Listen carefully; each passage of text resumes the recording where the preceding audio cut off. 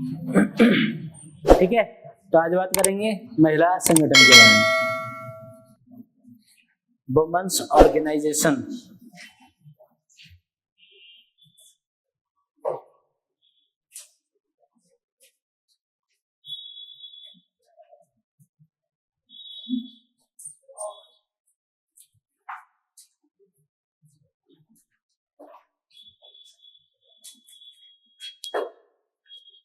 Women's organisations के बारे में बात कर रही हैं, महिला संगठन के बारे में बात कर रहे हैं।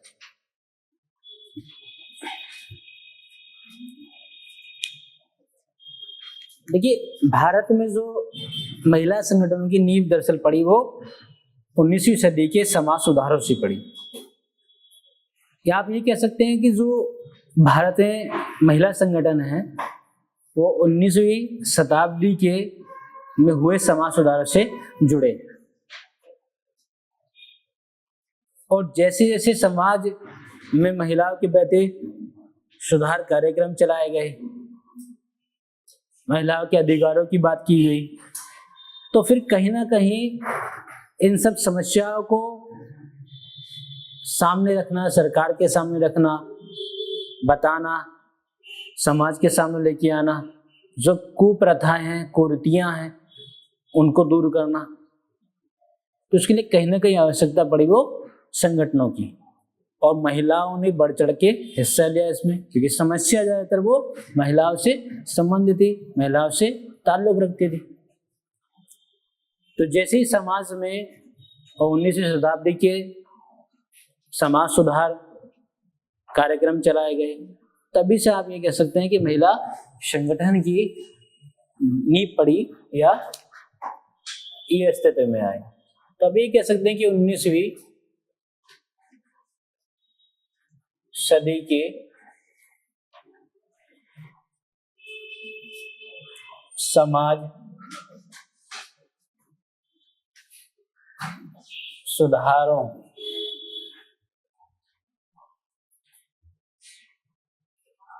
से जुड़े हैं। कौन जुड़े हैं? वो महिला संगठन। और जैसे ही हमारा भारत ब्रिटिश के चंगुल से आजाद हुआ, तब तो जो है बढ़ चढ़ के महिलाओं ने हिस्सा लिया, और महिला स्वयं सेवी समूह भी अस्तित्व में आए।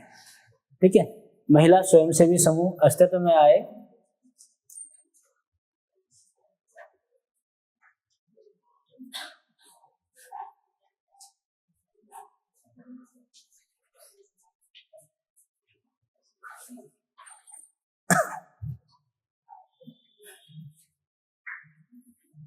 देखिए, सती प्रथा जैसा, सती प्रथा हो चाहे फिर समाज में जो विधवा है उसके पुनर्विवाह का विरोध करना, ऐसी कुरीतियां, कुप्रथा पहले से मौजूद रही समाज में। तो अब कहाँ का ये न्याय था कि भाई एक महिला का अगर पति जो है एक्सपायर हो जाता है तो फिर उसी की चिता में उसकी पत्नी को जिंदा जला दिया जाता है। तो ऐसी समस्याएं समाज में मौजूद थी। इन समस्याओं को समाज से उखाड़ फेंकने के लिए कहीं ना कहीं फिर महिलाएं एकजुट हुई और समूह बनाए गए। देखिए, ये भी खतरा था कहीं ना कहीं, पुरुषों की बात नहीं, महिला को भी ये खतरा था कि कहीं ऐसा ना हो जिसके कि अंग्रेजों ने महिला के लिए कुछ सुधार भी किए जो कुरीतियां थी, जैसे सती प्रथा वाला मामला। तो ऐसे महिलाओं के उन्हें भी ये था कि कहीं ऐसा ना हो कि जैसे अंग्रेज चले जाएंगे फिर से भारत जो है अपनी भारतीय समाज पुरानी परंपरा में आ जाएगा, क्योंकि यहाँ के संस्कार भी निभाना हर एक की बस की बात नहीं है। तो ऐसे में जैसे हमारा मुल्क आजाद हुआ तो महिलाओं ने एकजुट होकर स्वयंसेवी समूह की स्थापना की, और जो समूह रहेंगे, जो संगठन है, उनको आज डिटेल में पढ़ेंगे। ठीक है, तो सबसे पहले पढ़ेंगे हम आर्य महिला समाज की बात करेंगे। ठीक है, एक उनमें से है आर्य महिला समाज।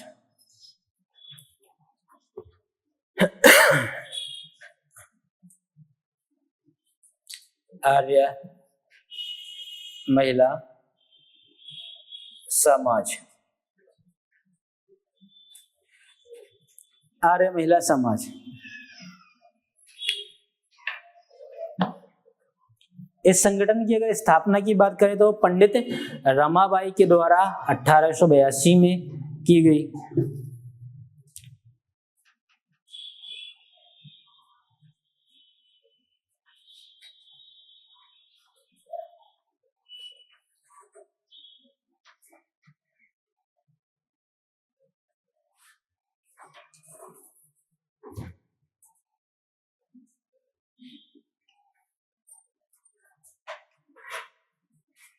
स्थापना जो है पंडित रमाबाई के द्वारा 1882 में की गई।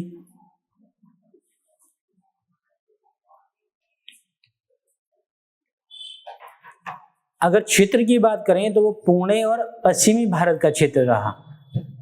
ठीक है, पुणे और ये तो स्थापना हो गया, यहां आप क्षेत्र लिख सकते हैं पुणे एवं पश्चिमी भारत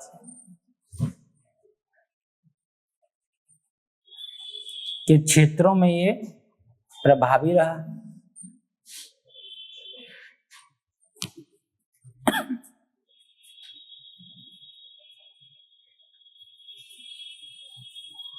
इसके तहत जिन मुद्दों पर जोर दिया गया था वह थे बाल विवाह का विरोध करना।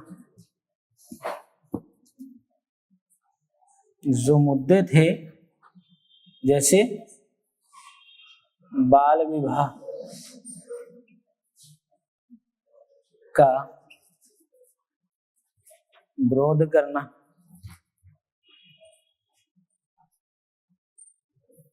बाल विवाह का विरोध करना, विधवाओं की स्थिति,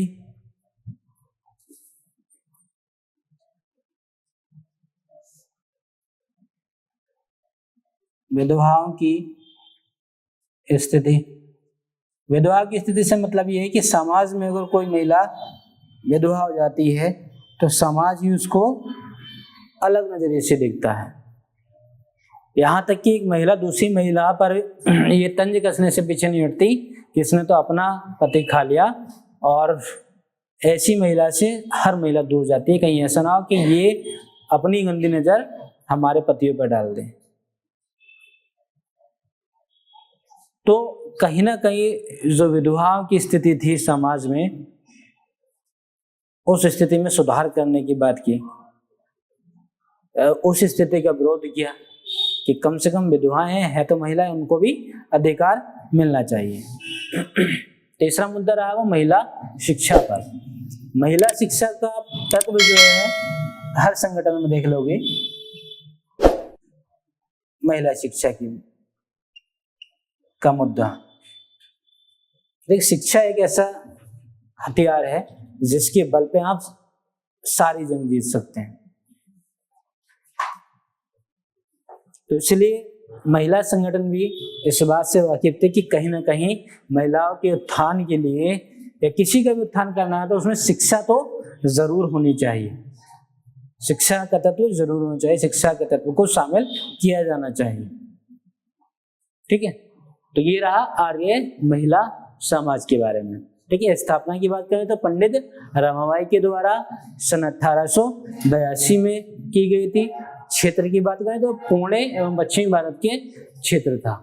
मुद्दे क्या क्या थे जो ये चाहते थे? जैसे बाल विवाह का विरोध करना, दूसरा विधवाओं की स्थिति, और तीसरा महिला शिक्षा पर जोर दिया। ठीक है, तो लिख लिया आप लोगों ने। अब दूसरा देखते हैं।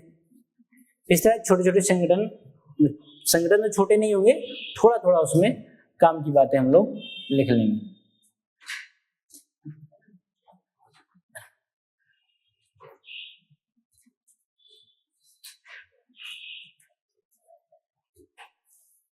दूसरा, भारत महिला परिषद की बात कर लेंगे।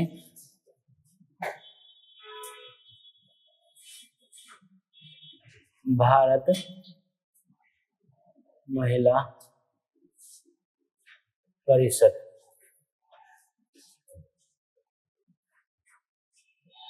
India women's council.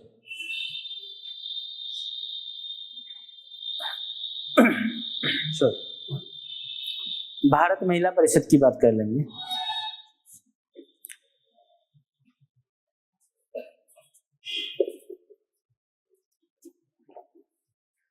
इसमें क्या था कि जो भी भारत में महिलाओं से संबंधित समस्या थी, उन समस्याओं को एक मंच पे विचार के रूप में रखना कि भाई ये समस्या, इनको दूर कीजिए। इसके तहत महिला विंग के रूप में, महिला शाखा के रूप में इस भारत महिला परिषद की स्थापना की गई थी। इसके अगर मुद्दों की बात करें तो ये जैसे बाल विवाह, पहले तो किसके रूप में की गई, तो आप ये लिख सकते हैं महिला शाखा के रूप में।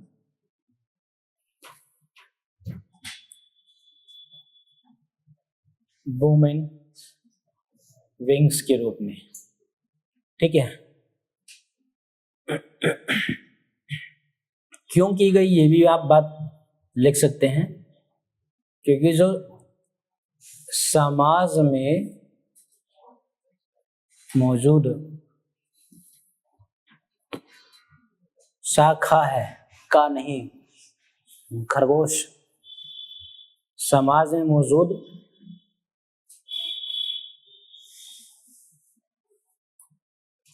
महिला संबंधी समस्याओं को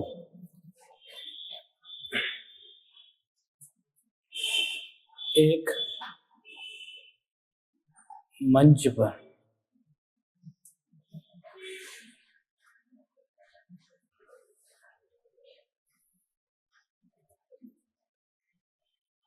लाना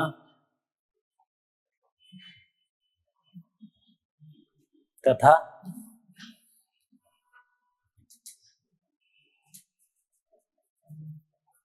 इनका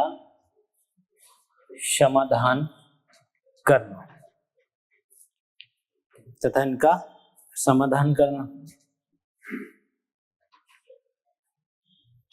इन समस्याओं को एक मंच पर रखना भी आप लिख सकते हैं। अब मुद्दे देख लेंगे, इसमें क्या क्या मुद्दे शामिल थे, क्या क्या मुद्दे उन्होंने रखे। जैसे बाल विवाह,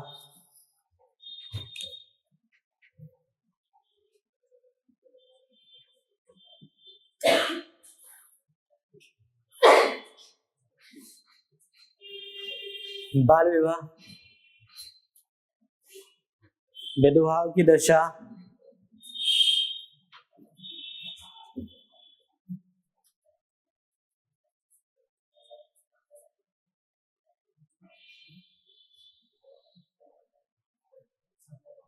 बाल विवाह, विधवाओं की दशा, दहेज प्रथा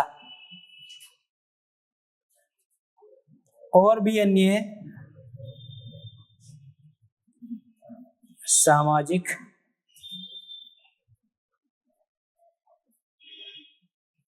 कुरीतियों पर चोट करने की बात की या केंद्रित था ये संगठन।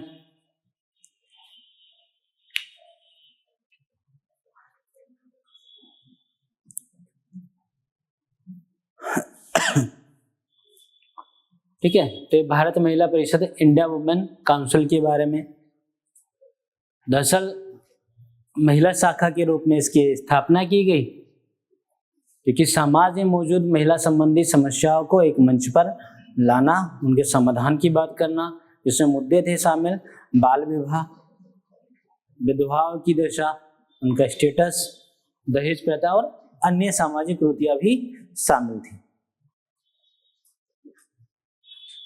ठीक है, अब तीसरा बात कर लेंगे। तीसरा ये लिख ले इतना, साफ कर दें इसको।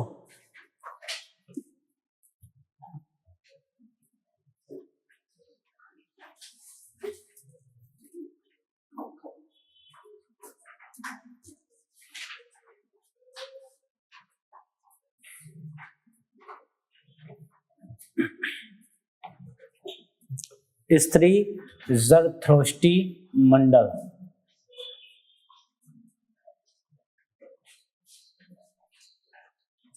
ज़रथ्रोस्टी मंडल की बात कर लेंगे।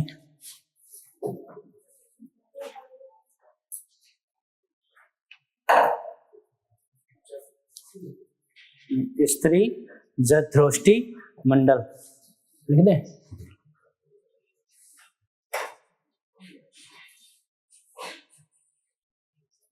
थ्रोस्टी मंडल।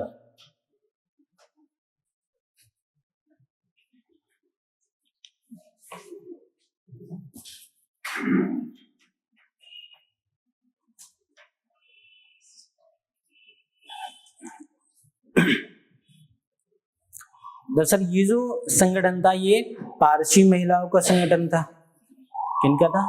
पारसी महिलाओं का।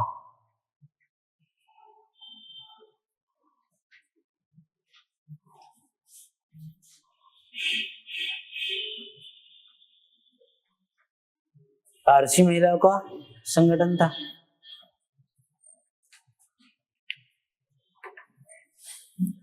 इस संगठन ने दरअसल महिलाओं के प्रशिक्षण मंच का कार्य किया।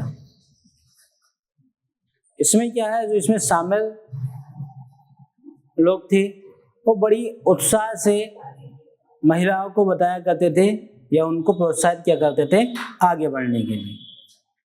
उनको प्रोत्साहित किया करते थे आगे बढ़ने के लिए। ठीक है, तो आप इसमें लिख सकते हैं। इसने एक तो महिला प्रशिक्षण के रूप में कार्य किया, मतलब महिलाओं को ट्रेनिंग दी जाती थी और बड़े उत्साह से रहते कि आप भी आगे बढ़ सकती हैं, प्रोत्साहित करते थे।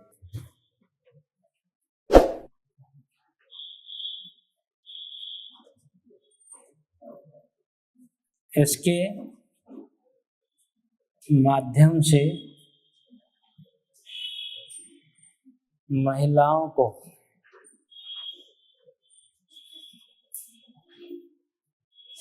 आगे बढ़ने के लिए प्रोत्साहित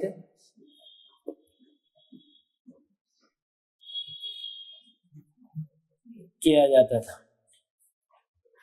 आगे बढ़ने के लिए प्रोत्साहित किया जाता था।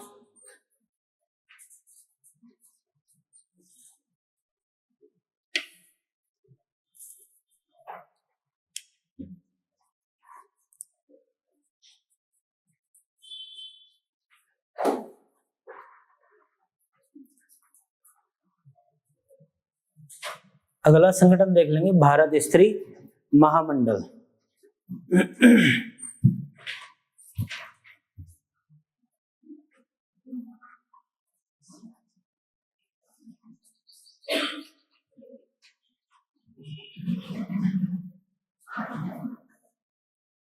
भारत स्त्री महामंडल की बात कर लेंगे।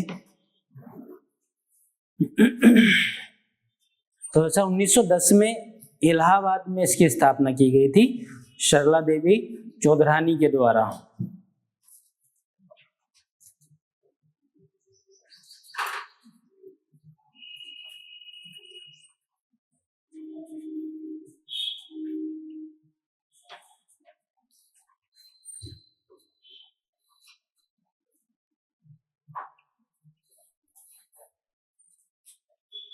इलाहाबाद में इस संगठन की स्थापना की गई।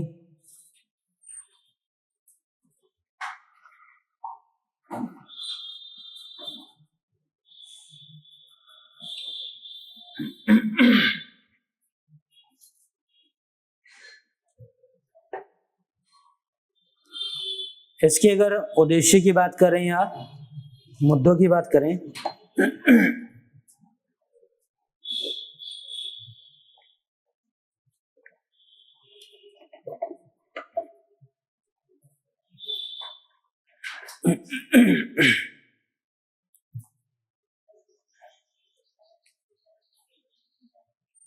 तो इसका उद्देश्य जो था वो महिलाओं के समान हितों को बढ़ावा देना था। महिलाओं के समान हितों को बढ़ावा देना या समान हितों की बात करना।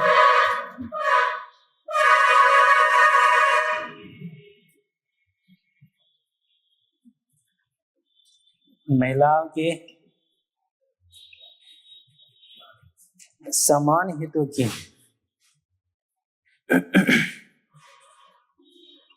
बात करना या बढ़ावा देना।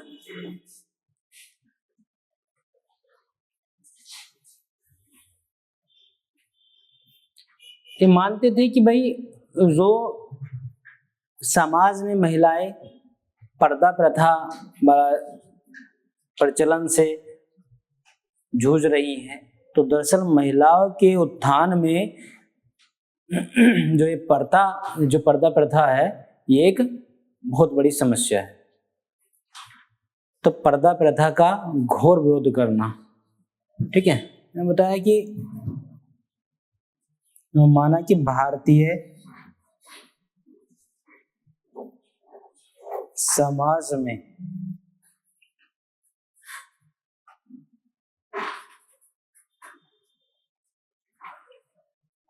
पर्दा प्रथा, भारतीय समाज में पर्दा प्रथा की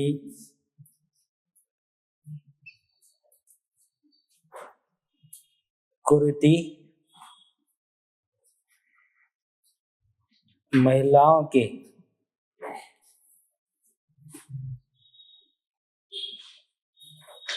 उत्थान में एक बड़ी समस्या है या एक बड़ा रोड़ा है। तो ये पर्दा प्रथा जो है समाप्त होनी चाहिए। इन्होंने महिला शिक्षा, मुद्दों की बात करें तो महिला शिक्षा, बाल विवाह,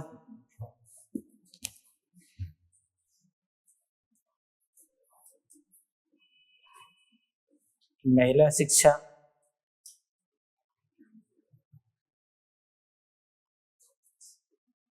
बाल विवाह और परिवार में महिलाओं को बराबर का सम्मान देने की बात। परिवार में महिलाओं को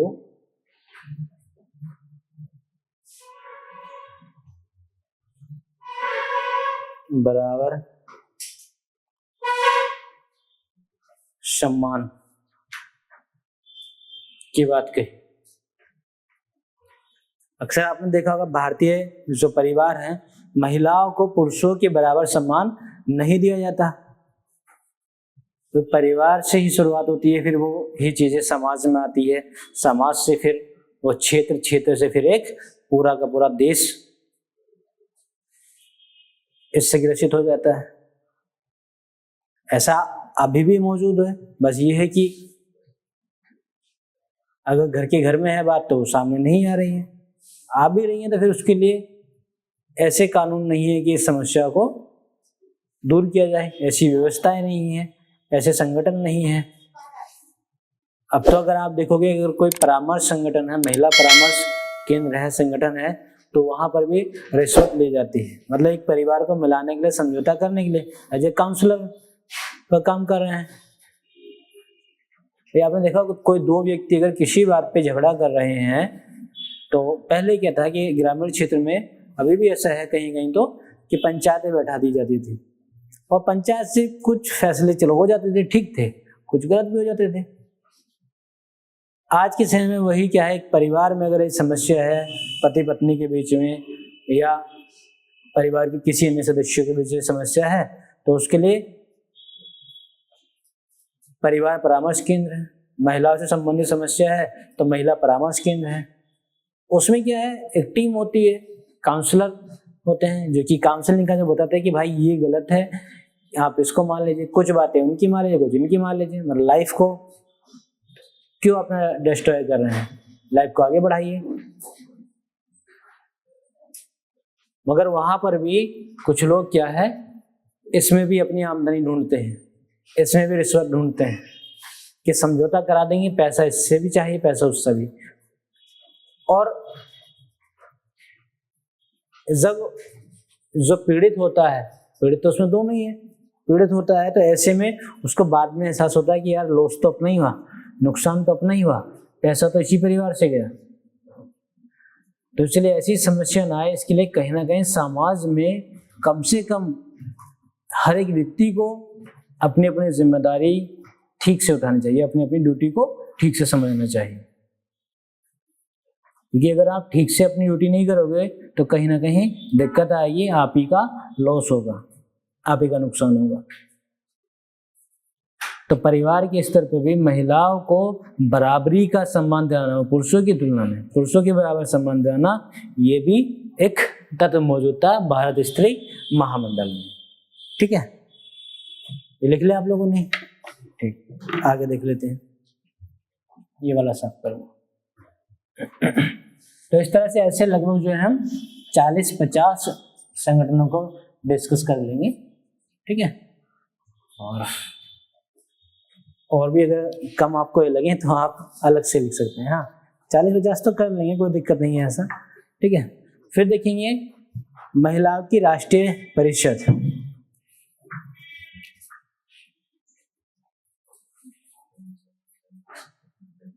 महिलाओं की राष्ट्रीय परिषद, इसलिए जो मेन बातें हैं वही बता रहा हूं, वही लिख रहे हैं इसमें हम।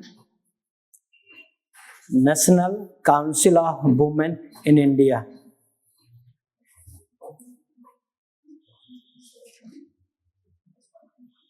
National council of women in India, Bharat में महिलाओं की राष्ट्रीय परिषद।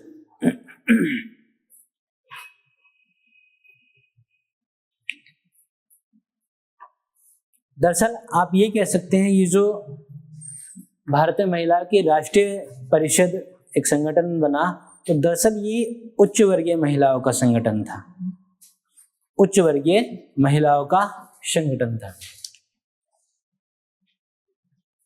यह एक उच्च वर्गीय महिलाओं का, पीछे बंद कर दो भाई, संगठन था।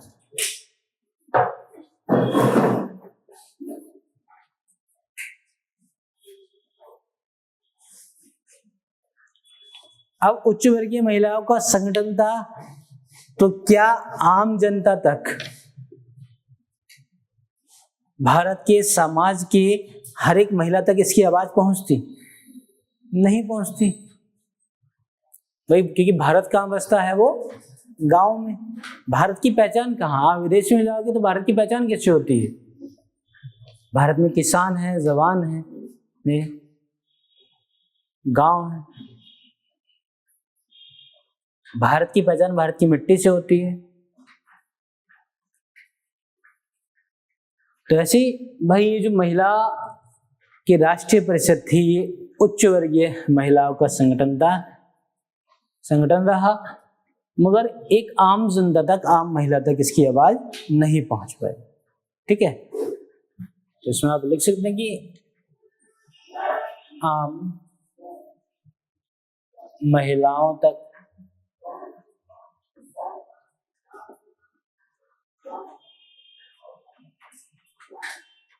इसलिए आम महिलाओं तक इसकी आवाज नहीं पहुंच पाई।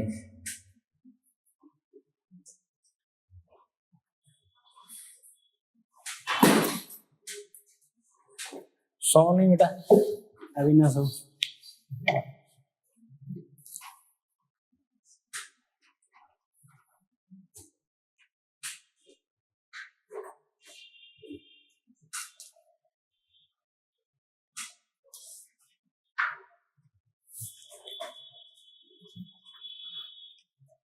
अब आगे देख लेंगे वुमेन इंडियन एसोसिएशन की बात कर लेंगे।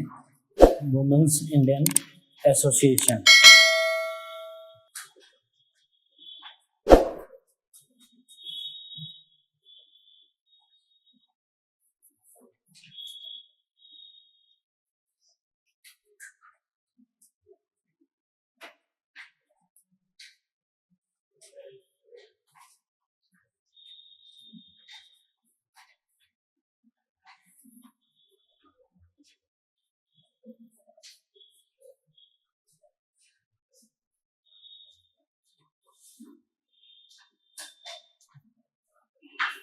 वुमेन इंडियन एसोसिएशन की बात कर लेंगे।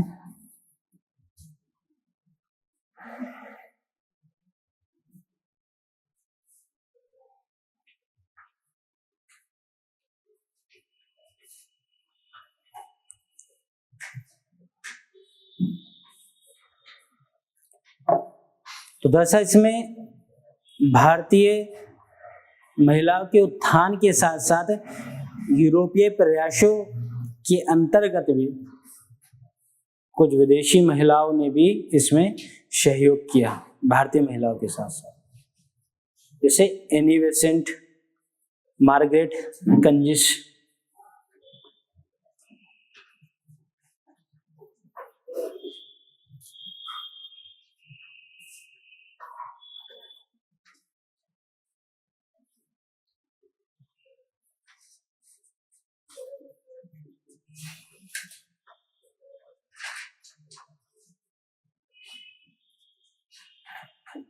एनी बेसेंट, मार्गरेट कंजिस,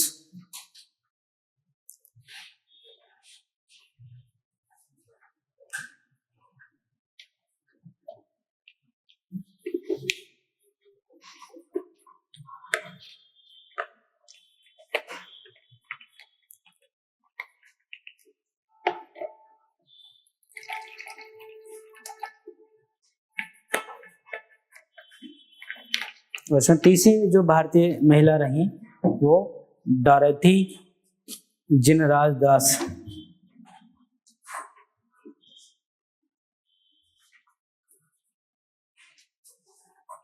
डॉरेथी जिनराज दास। इन महिलाओं ने इस वुमेन इंडियन एसोसिएशन की स्थापना की 1917 में, लिख सकते हैं आप इसमें।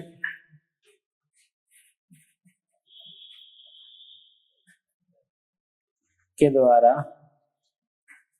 वर्ष 1917 में इस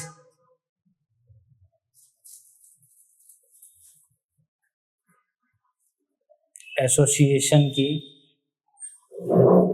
स्थापना की, इस एसोसिएशन की स्थापना की।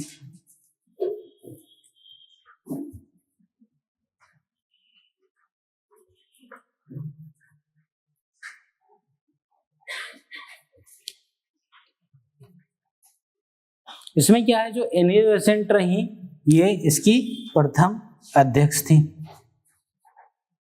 प्रथम अध्यक्ष के रूप में रही।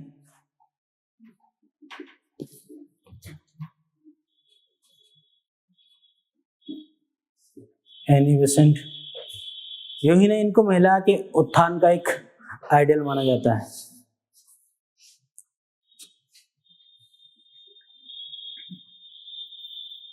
इनका जो मेन मुद्दा था, मेन लक्ष्य था, वो महिला शिक्षा था। महिला शिक्षा को लेकर के ज्यादा सक्रिय रहा। महिला शिक्षा के प्रति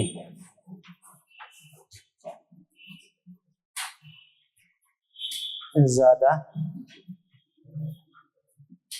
सक्रिय रहा ये एसोसिएशन।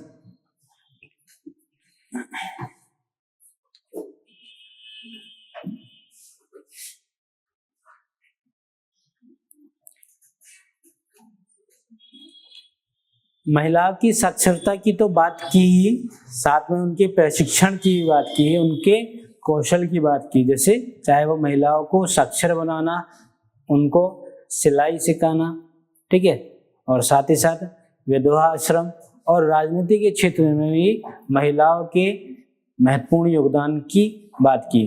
महिलाओं का हस्तक्षेप हो, इंटरफेयर हो, उसमें योगदान हो, उसकी मुद्दे को भी उठाया। तो आप लिख सकते हो उसमें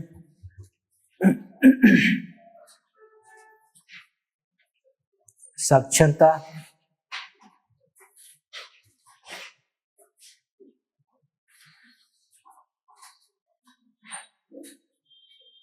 सिलाई,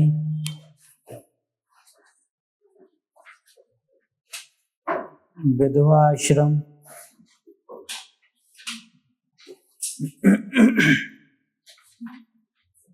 राजनीति में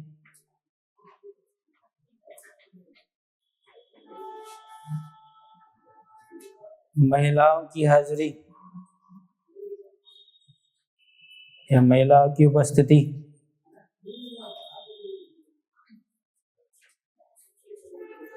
राजनीति में महिलाओं की उपस्थिति की बात की इन्होंने।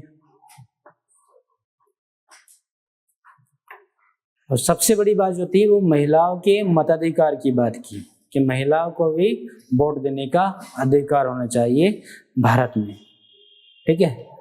तो महिलाओं के मताधिकार की बात की। महिला मताधिकार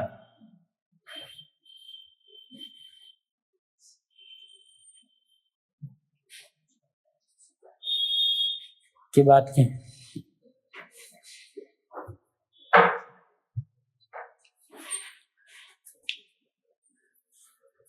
सिर्फ बात ही नहीं की, उसकी मांग भी की, पूरा लिख सकते हैं, महिला मताधिकार की बात एवं मांग की, ठीक है।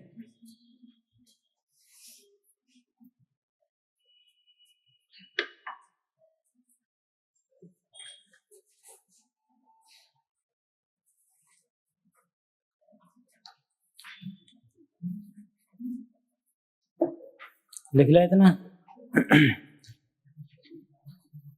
ये साफ कर दें ऊपर।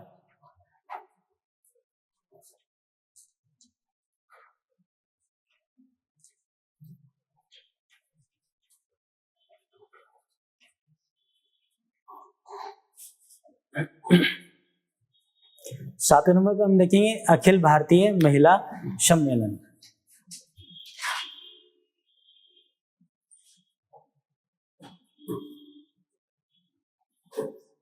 अखिल भारतीय महिला सम्मेलन, all India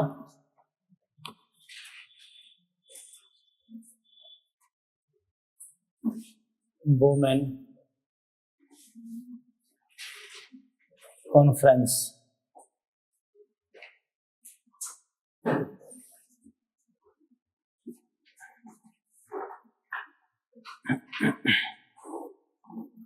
all India women conference.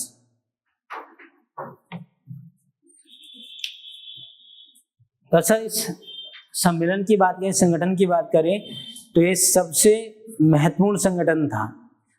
सबसे महत्वपूर्ण संगठन इसलिए क्योंकि इसमें महिलाएं, आप ये भी कह सकते हैं, सबसे विशुद्ध था, धर्मनिरपेक्ष था। क्यों? क्योंकि इस संगठन में किसी एक विशेष धर्म की महिलाओं का हस्तक्षेप नहीं था, बल्कि सभी धर्मों से, सभी जातियों से, सभी वर्गों से महिलाओं को शामिल किया गया था। इसमें आप लिख सकते हैं कि यह है एक महत्वपूर्ण संगठन था, क्योंकि इसमें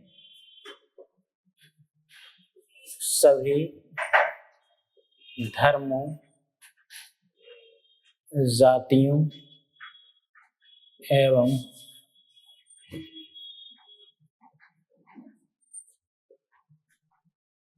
वर्गों की महिलाएं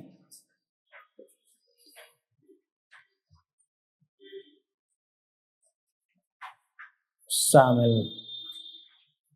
आप ये कह सकते हैं कि ये दरअसल धर्मनिरपेक्ष और विशुद्ध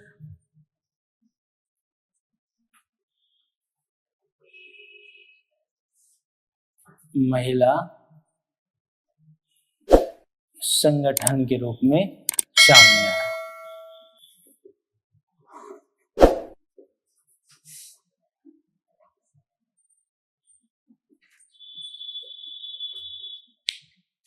महिला संगठन के रूप में सामने आया।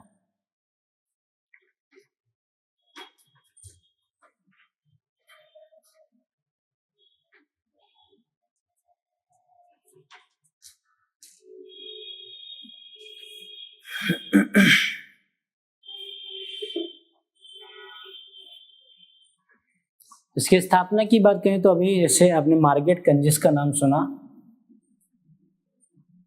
मार्गरेट कंजिस और अन्य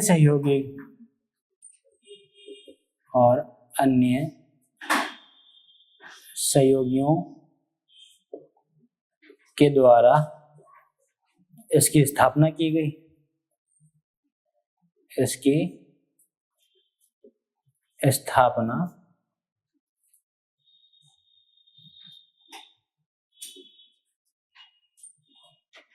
की गई।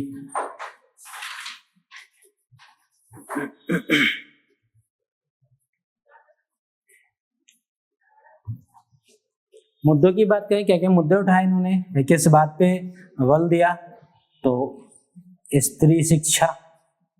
देखिए महिला शिक्षा, स्त्री शिक्षा, ये तो आपको लगभग सभी संगठनों का एक तत्व मिल जाएगा। इस बात पे तो सभी संगठनों ने जोर ही दिया है, क्योंकि शिक्षा के बिना किसी का भी उत्थान करना बड़ा मुश्किल है, बड़ा संभव है, बहुत मुश्किल है। तो स्त्री शिक्षा पर बल दिया। बाल विवाह,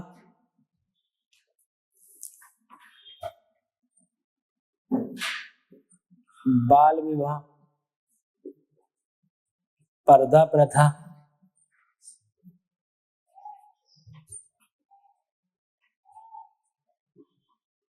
बाल विवाह, पर्दा प्रथा जैसी कुरीतियों पर चोट किसी भी, इनको समाज से बाहर फेंकने की बात की, उखाड़ने की बात की इन कुरीतियों को। इसके संबंध में शिक्षा सुधार कार्यक्रम चलाए गए, बताया गया, दोनों को, मतलब पुरुषों को भी और स्त्रियों को भी जागरूक किया गया। शिक्षा के माध्यम से आप किसी को बता सकते हैं शिक्षा सुधार कार्यक्रम चलाए गए, शिक्षा सुधार कार्यक्रम चलाए गए।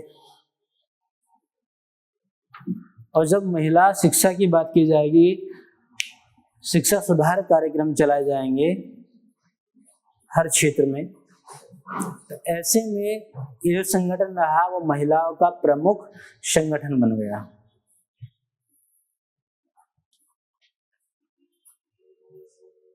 यह है महिलाओं का प्रमुख संगठन बन गया, महिलाओं का प्रमुख संगठन बन गया।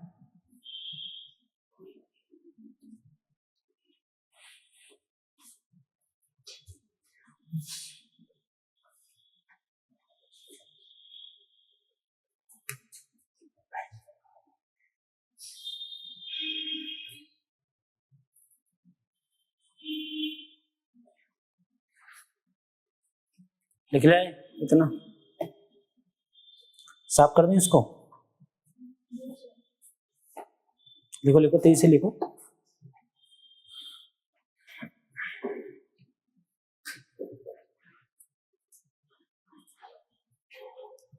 इसी संगठन के जरिए से वो 1935 के अधिनियम में महिलाओं को मताधिकार का प्रदान या महिलाओं को मताधिकार प्रदान किया गया।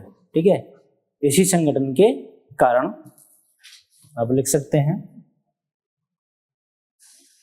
इसी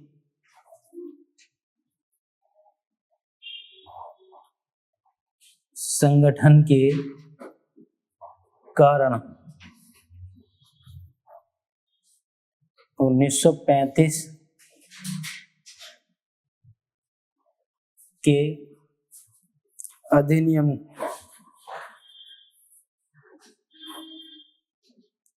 के तहत महिलाओं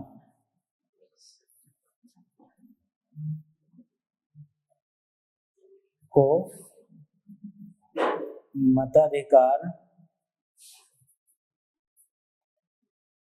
प्रदान किया गया। महिलाओं को मताधिकार प्रदान किया गया।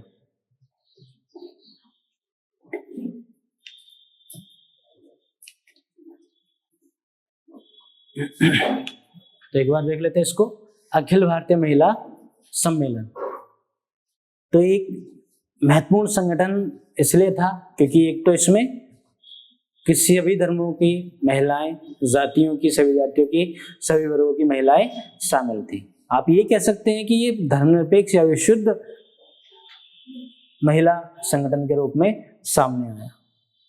स्थापना की बात करें तो मार्गारेट कंजिस और इनके सहयोगियों ने इस संगठन या सम्मेलन की स्थापना की। इन्होंने शिक्षा के क्षेत्र में वो महिला शिक्षा, स्त्री शिक्षा की बात की, इस पर जोर दिया। बाल विवाह, पर्दा प्रथा जैसी कुरीतियों को समाज से बाहर फेंकने या उखाड़ने की बात की।